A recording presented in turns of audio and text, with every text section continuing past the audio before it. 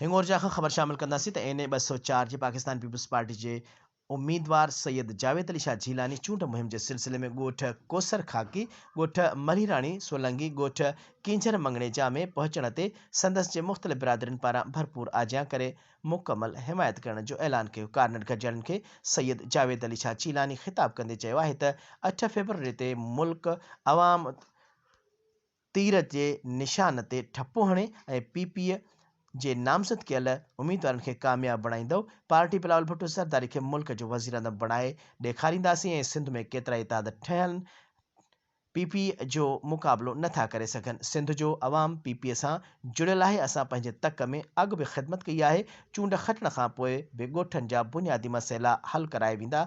हुन चयो त मुंहिंजे मुक़ाबले लाइ GTA वटि खैरपुर ज़िले मां को बि उम्मीदवार न मिली सघियो आहे ऐं लाड़काने निवासीअ खे आंदो वियो आहे, जेका मुंहिंजी पहिरीं कामयाबी आहे। हुन चयो त 8 फ़रवरी ते सिर्फ़ु तीरनि जो वसकारो हूंदो ऐं मुख़ालिफ़नि खे शिकस्त नसीब थींदी। हुन वधीक चयो त अवाम जी मोट ॾिसी यकीन थी वियो आहे त वॾी अक्सरियत सां कामयाबी माणींदासीं। हुन चयो त PP वाहिद पार्टी आहे जेका सदाईं अवाम जी विच में हूंदी आहे। PP अवामी ऐं जमहूरियती पार्टी आहे।